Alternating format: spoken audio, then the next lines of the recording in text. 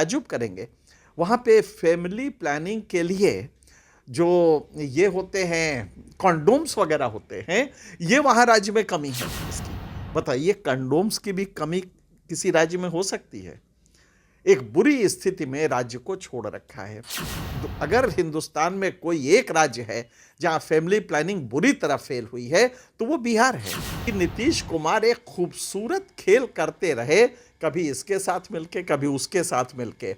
नमस्कार, आप देख रहे हैं लाइव सिटीज में हूं आपके साथ सौरभ राज। बिहार में नीतीश कुमार की सरकार पिछले 18 वर्षों से है, लेकिन बिहार की स्थिति क्या है, इसके ऊपर बात करने के लिए मेरे साथ वरिष्ठ पत्रकार इनके सिंह हैं। इनसे बात करेंगे। इनके सर, आप नीतीश कुमार को लंबे अरसे से जान रहे हैं, देख रहे हैं और उनको फॉलो भी करते आ रहे हैं।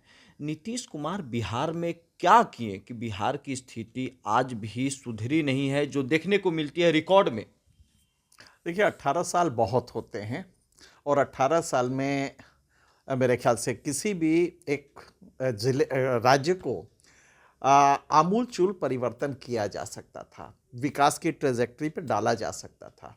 पहले बिहार का हम आपको कुछ हकीकत बता दें। जी। आज के दिन बिहार में पर कैपिटा इनकम जो है, वो नेशनल एवरेज का 1/3 है। 1/3 आप सोचिए, एक शासक 18 साल से उसको वोट मिल रहे हैं, 18 साल से वो सत्ता में मैनिपुलेशन करके रह रहा है, लेकिन विकास की ये स्थिति है कि पर कैपिटा इनकम 1/3 है नेशनल एवरेज के। और अगर हम जो सबसे हाईएस्ट स्टेट है, जो सबसे अच्छा है, उससे लेंगे तो 10 गुना उसका ज़्यादा है। दिल्ली, चंडीगढ़, गोवा, इनकी पर कैपिटा इनकम अगर आप लेंगे तो इसके मुकाबले 10वां हिस्सा है बिहार का। डर लगता है बिहार की स्थिति देख के। आबादी आदमी पे आदमी चढ़ा जा रहा है। आप जानते हैं पॉपुलेशन डेंसिटी कितनी है इस समय? 1400 व्यक्ति पर किलोमीटर स्क्वायर है। बिहार 96,000 वर्ग किलोमीटर का है और इसमें इस समय 14 करोड़ लोग रह रहे हैं। तो 1400 व्यक्ति, जो कि राष्ट्रीय औसत का 3 गुना है।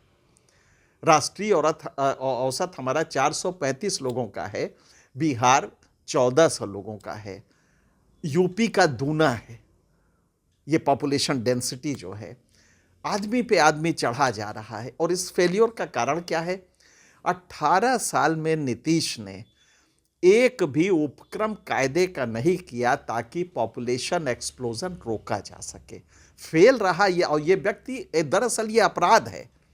सत्ता में जो बैठा है, अगर वो एक फैमिली प्लानिंग की स्कीम को फेल लगातार होती रही या वो देखता रहा, और उसके लिए भी वो आराम से उसका जवाब भी देता है, तो मुझे लगता है शर्मनाक है। आज अगर आप देखेंगे तो 2.5 है वहाँ पे फर्टिलिटी रेट।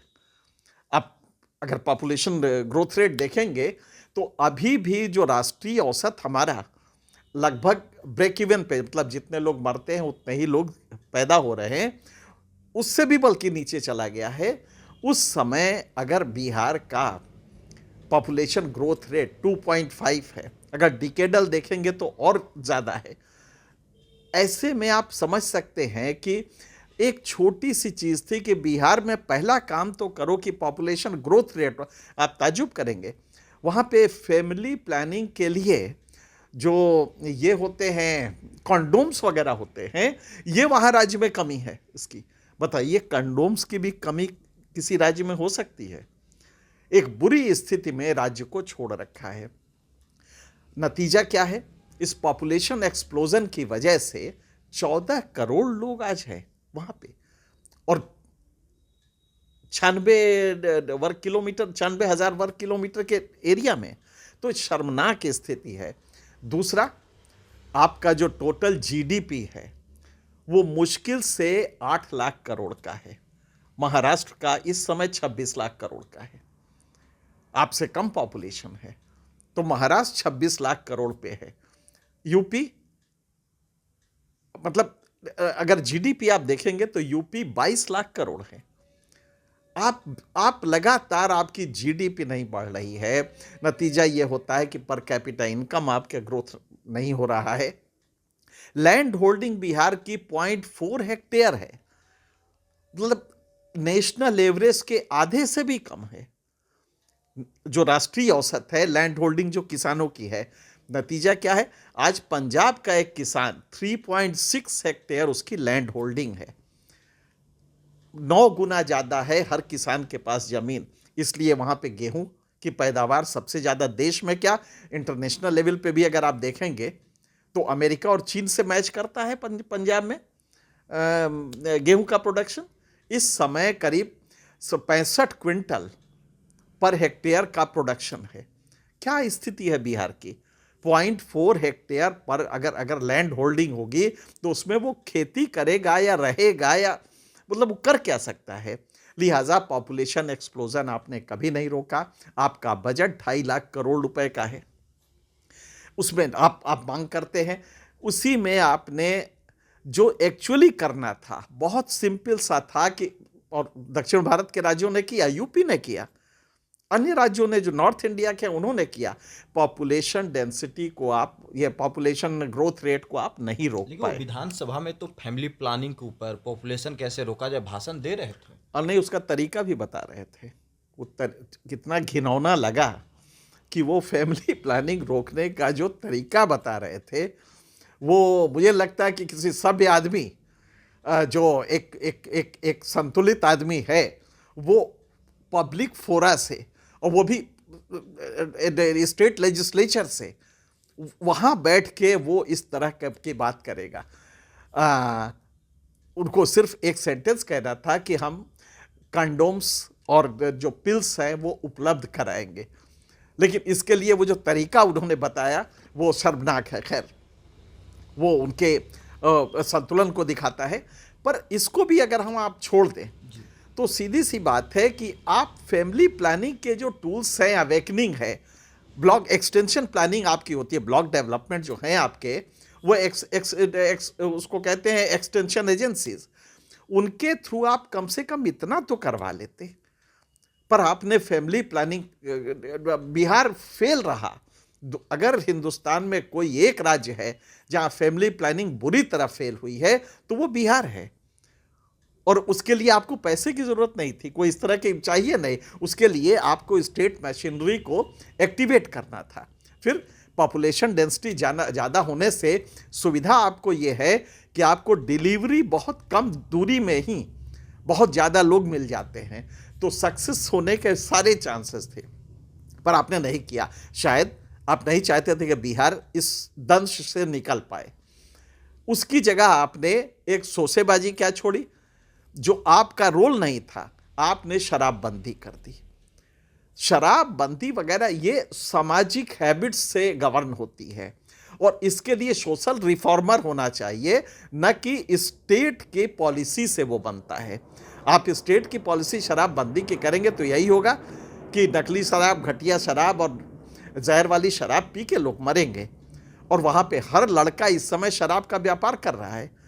पढ़ाई ना करके वो धीरे से जाता है यूपी बॉर्डर से, अपने कमर के नीचे बस्ते में कंधे पे बस्ता रखता है और वो लेके 3 बोतल चला आता है, और उसके बाद वो एक कट्टा खरीद के बैंक लूट रहा है। आपने अपराध को पैदा कर, एक गलत पॉलिसी, जहां आपका रोल था, स्टेट एजेंसीज का रोल था कि परिवार नियोजन के लिए टूल्स खाली देने थे, आपको कुछ सामान देना था, 5-10 पैसे की चीजें देनी थी, कुछ पिल्स देने थे, एवेकनिंग करनी थी, वहां पे आप फेल हो गए।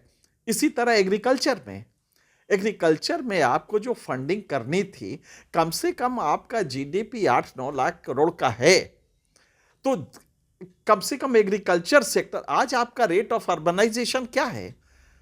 10%, 12% है आपका रेट ऑफ अर्बनाइजेशन। पूरा हिंदुस्तान 33% पे चल रहा है। बिहार में शहरीकरण हुआ ही नहीं, और नतीजा क्या है कि ग्रामीण भीड़ पे भीड़ लगती रही, और नतीजा ये हुआ कि आज खेती के लिए जमीन नहीं है, और खेती में प्रोडक्शन, आप जो प्रोडक्टिविटी कहते हैं, वो आपने बेहतर की नहीं। नतीजा ये हुआ कि बिहार एग्रीकल्चर करा रहा है, सेकेंडरी सेक्टर इंडस्ट्री आपने लगने नहीं दी। इंडस्ट्रीज आपके यहाँ, चूंकि लॉ एंड ऑर्डर खराब था, और आप ताजुब करेंगे केरल में अगर पुलिस किसी व्यक्ति के खिलाफ प्रोसिक्यूशन शुरू करती है तो 100 में से 89 व्यक्ति 90 व्यक्ति करीब करीब चांसेस हैं कि उसको कोर्ट से सजा मिलेगी। आप जानते हैं बिहार की क्या स्थिति है। पुलिस ने अगर जिनको पकड़ा है और अभियोग के लिए भेजा है कोर्ट में, उनमें सिर्फ 10 आदमियों को सजा मिलती है, 90 छूट जाते हैं। ये किसकी जिम्मेदारी थी? क्वालिटी ऑफ प्रोसिक्यूशन, अभियोजन की गुणवत्ता किसको करना था? नीतीश कुमार ने एक ऐसा समाज बनने दिया जो अपराधी, और इसलिए कि आपने अपराध वाले को सजा देने का कोई उपक्रम नहीं किया, लिहाजा बिहार में इंडस्ट्रीज नहीं लगी, क्योंकि लॉ एंड ऑर्डर इतना खराब रहा। आप ताजुब करेंगे कि रेट ऑफ कन्विक्शन बिहार में 9% के आसपास है, जबकि केरल में वो 89% है। आखिर क्यों? क्वालिटी ऑफ प्रोसिक्यूशन, पुलिस वाला प्रोसिक्यूशन नहीं करेगा, पैसा लेके छोड़ देगा, लगभग सारी इस तरह की चीजें हैं। नतीजा ये हुआ कि आपने प्रोसिक्यूशन नहीं होने दिया, एक अपराध समाज में, एक अपराध का बोलबाला हो गया। लैंड पे प्रेशर है, लिहाजा आप ताजुब करेंगे कि एक पुराने डीजीपी हमारे दोस्त थे, उन्होंने एक सर्वे कराया तो पाया कि बिहार में 85% मर्डर्स जो होते हैं वो लैंड को लेके होते हैं। इसलिए कि लैंड पे प्रेशर है, लैंड की वैल्यू बढ़ती जा रही है, लैंड पे प्रेशर है, उसको बेचारे को, उसके परिवार बढ़ा है तो उसको जमीन चाहिए घर बनाने के लिए, वो पड़ोसी को मार दे रहा है। तो 85% जो मर्डर्स बिहार में होते हैं वो लैंड को लेके हैं।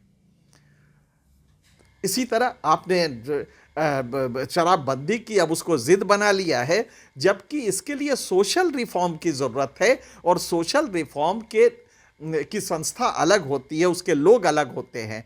हम नीतीश कुमार से शराबबंदी पे बोलने के लिए नहीं उम्मीद करते हैं, वो पॉलिटिशियन है, वोट के याचक हैं, और याचना में शक्ति नहीं होती है।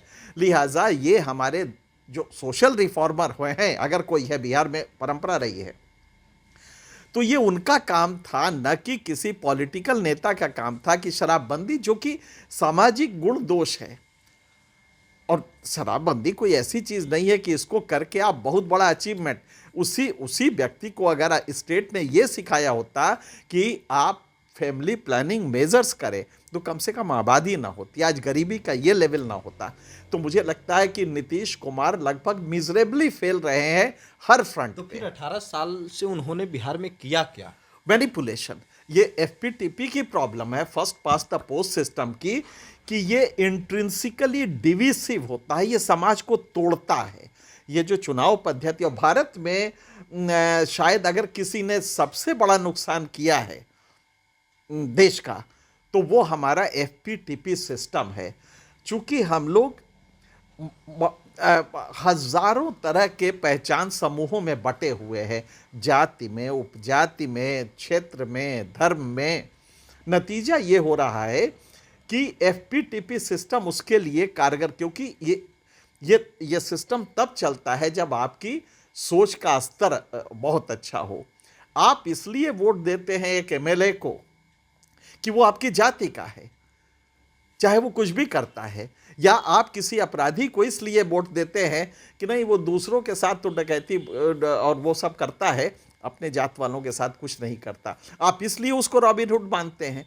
आप सोचिए, शहाबुद्दीन या तमाम जो इस तरह के लोग हैं, जो क्रिमिनल हैं और डेडली क्रिमिनल्स हैं, मतलब कि उनके बारे में कुछ कहे, उन लोगों को एमएलए के लिए वोट मिलता कैसे है? इसलिए कि वो रॉबिनहुड की नहीं साहब, ये अपने जात वालों को कुछ नहीं कहता। उनके तो लड़कियों के कोई गरीब जात वाला है तो उनके बेटी की शादी में आता है, मदद करता है, पैसे भेजता है, चावल भेजता है। ये सोच जब रहेगी तो उस राज्य का क्या होगा, उस देश का क्या होगा, आप समझ सकते हैं। तो नीतीश कुमार ने इसको खूब भुनाया। चूंकि एफपीटीपी सिस्टम में आप जाति में बटे थे और नहीं बटे तो बांट दिया गया। नतीजा ये हुआ कि नीतीश कुमार एक खूबसूरत खेल करते रहे, कभी इसके साथ मिलके कभी उसके साथ मिलके। वो एक बार प्रणब मुखर्जी से मैं इंटरव्यू कर रहा था जी। तो प्रणब मुखर्जी ने ही कहा, मैंने कहा कि दादा ये प्रधानमंत्री वाली कुर्सी बस आपसे कुछ ही दूर रह गई तो अब कभी मलाल नहीं होता है कि ये बस बिलते बिलते रह गई। तो प्रणब मुखर्जी ने हमारी तरफ देखा और कुछ शून्य में देखने लगे, करीब 2 मिनट तक कुछ बोले ही नहीं। मुझे लगा कि नाराज हो गए हैं या क्या हो गया है। फिर धीरे से बोले, दर्द तो होता है। तो फिर उन्होंने आगे बताया कि हमें रूटलेस वॉन्डर कहा जाता है, बिना जड़ के चमत्कार। नीतीश कुमार भी रूटलेस वॉन्डर है, ये बिना जड़ के चमत्कार है। 18 साल से कोई आदमी चीफ मिनिस्टर रहे तो उसके पॉलिटिकल मैनिपुलेशन के एक्यूमेन की क्षमता अद्भुत है कि एक आदमी जिसके पास 15% वो भी किसी तरह मिले थे मैनिपुलेशन की वजह से, वो आदमी 18 साल चीफ मिनिस्टर हो सकता है सिर्फ मैनिपुलेट करके चीजों को। तो ये अपने आप में एक अद्भुत चीज है। बिहार को उन्होंने कुछ नहीं दिया, नीतीश कुमार ने बिहार को कुछ बेहतरीन बर्बाद चीज कर नहीं दिया। नीतीश कुमार ने बिहार को खत्म कर दिया। इस 18 साल में बिहार में वो क्षमता है, थोड़ा सा आप कोई अच्छे प्रोजेक्ट लाते हैं, बिहार के लोग लैप अप कर लेते हैं, लेकिन फिर लॉ एंड ऑर्डर की प्रॉब्लम, अन्य चीजें। हाँ, नीतीश कुमार ने बिजली को लेके अच्छा किया, कुछ सड़कें बनी, ये बात सही है, ये 2 चीजें हुई हैं, लेकिन सिर्फ इतना नहीं होना था। 18 साल में बहुत कुछ बदलता है। आपने वो कुछ भी नहीं किया और एक सोसाइटी जो कि पॉपुलेशन डेंसिटी की वजह से, क्रिमिनलाइजेशन की वजह से, रूल ऑफ लॉ नहीं होने की वजह से वो एक रडरलेस हो गई और वो इंडस्ट्री लगी नहीं, रोजगार मिले नहीं। सारे लोग नोएडा में आके बेचारे काम कर रहे हैं, रिक्शा चलाने से लेके, कुछ लोग ऊपर के भी वर्ग में हैं। वो दिखाता है बिहार में क्षमता है, लेकिन नेतृत्व खराब होने की वजह से वो क्षमता नीतीश कुमार ने बढ़ने नहीं दी। हम ये कहेंगे कि नीतीश कुमार ऐसा नेतृत्व किसी राज्य में अगर होगा तो वो राज्य पनप नहीं सकता। जब तक ये नेतृत्व रहेगा वो राज्य पनपेगा नहीं। चलिए, मेरे साथ बात करने के लिए शुक्रिया सर, थैंक यू।